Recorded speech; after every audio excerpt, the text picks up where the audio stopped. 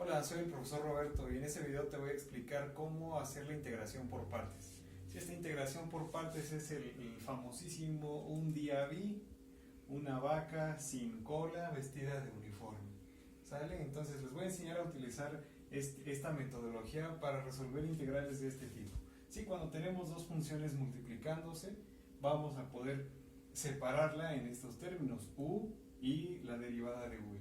¿Sale? Entonces, ahora se preguntarán, ¿y quién es u y quién es dv?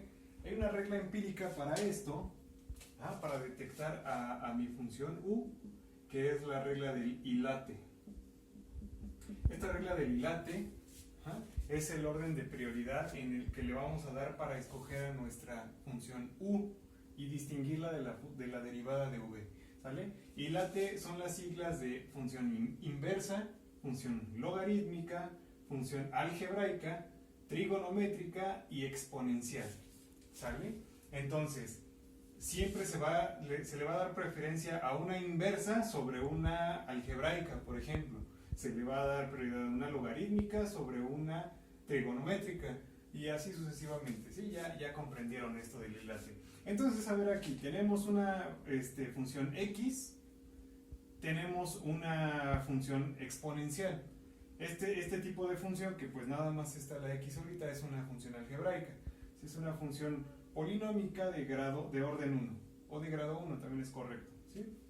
Tenemos que integrar con respecto a x. Es muy importante saber con respecto a quién estamos integrando, porque en dado caso que hubiera otra letra dentro de mi ecuación que no es x, que no es la variable respecto a la cual integramos, se va a tomar como si fuera una constante, ¿sí? Como si fuera un número cualquiera.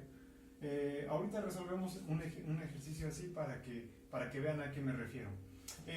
Entonces, aquí tengo una función algebraica y una función exponencial. Según mi regla empírica del hilate, entonces tiene más, analizamos algebraica y exponencial. Aquí están algebraica y exponencial. Tiene prioridad la algebraica sobre la exponencial. Entonces, u va a ser mi función algebraica, dv mi función exponencial. ¿Sí? Permítanme reescribir esta ecuación para que la visualicen con los mismos colores de aquí arriba. ¿Vale? Entonces, yo escogí a x como u y entonces el resto va a ser a la 3x por dx, el resto va a ser dv. ¿Sí? Lo voy a escribir aquí abajo. Yo decidí que u fuera x y que dv sea e a la 3x. ¿Sale? Entonces, si u es x, la derivada de u es igual a 1 derivado respecto a x. ¿Sí? Derivada de x es 1. Esto ya es tema de derivadas, ¿sale? Entonces, espero que con este tema ya estén bien al tiro. Si no es así, pues me escriben ahí en los comentarios y tal vez tenga tiempo de subirles un video así. Y si entonces esto es de v, yo necesito saber quién es v. Para eso hay que integrar esta parte, ¿sí? Y recordando, voy a poner todas las fórmulas, por así decirlo, en color verde, ¿sí? Yo tengo que la integral de e a la u con respecto a u es igual a e a la u más c.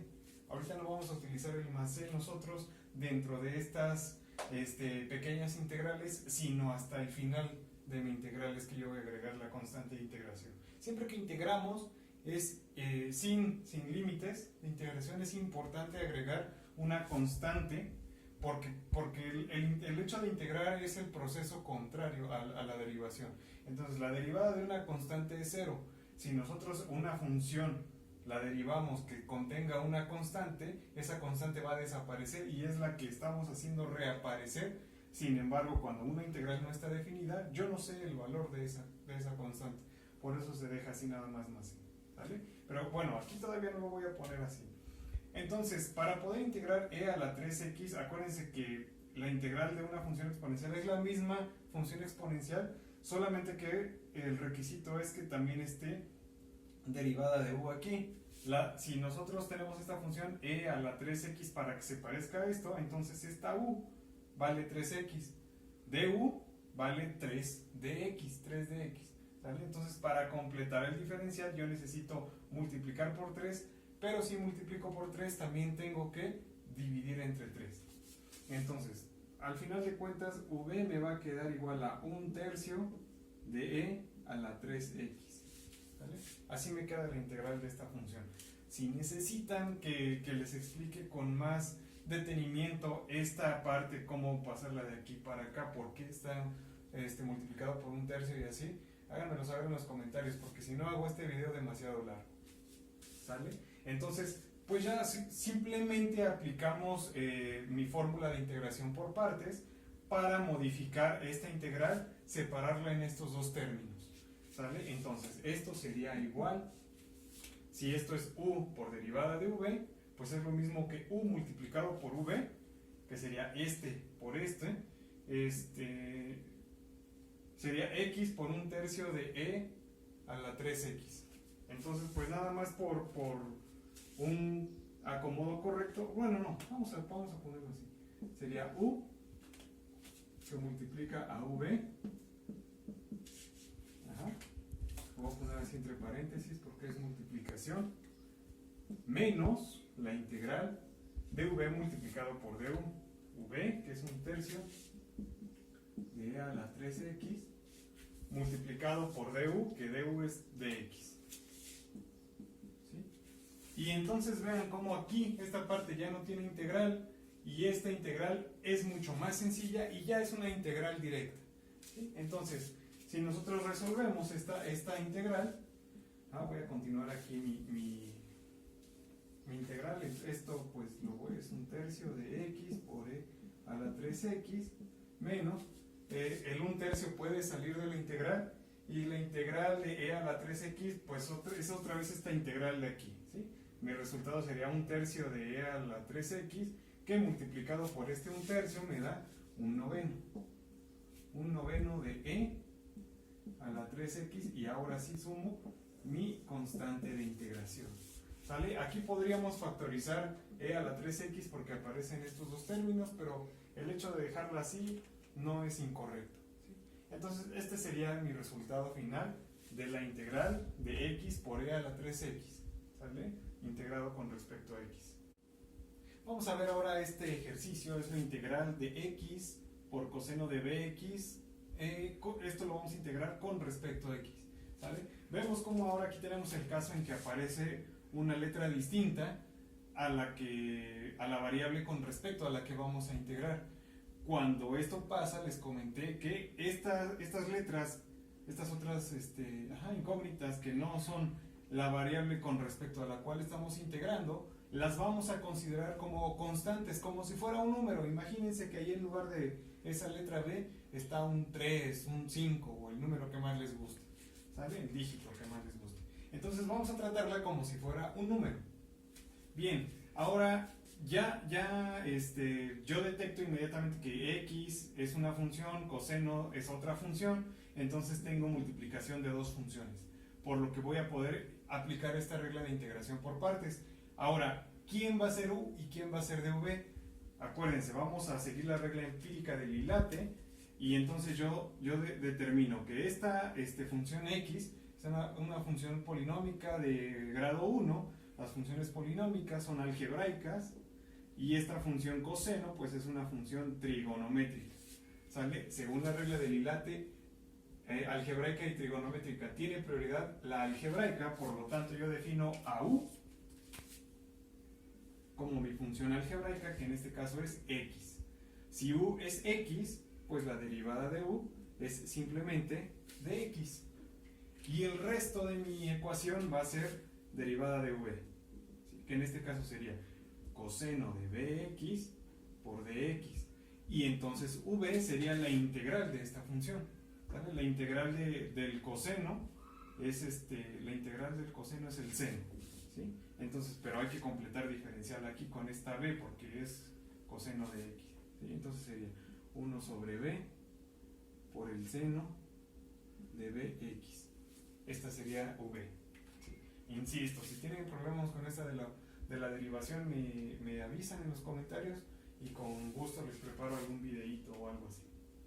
Bien, Entonces vamos a reescribir esta integral de aquí utilizando la regla de integración por partes.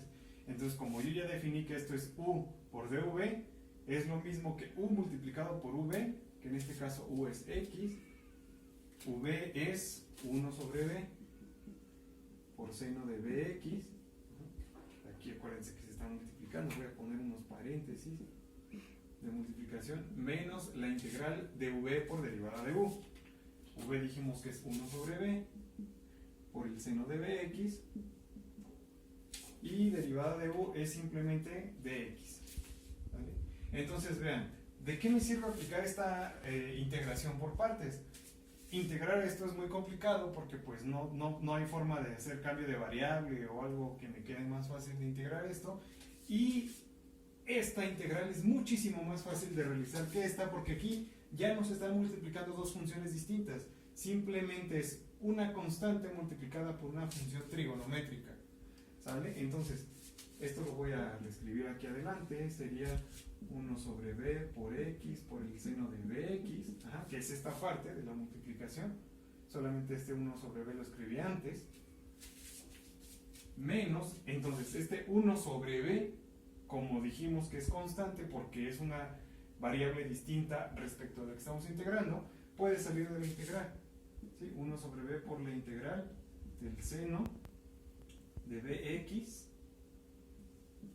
esto integrado respecto a x. Ahora, la función que tengo que integrar ahora es seno de bx. La integral del seno,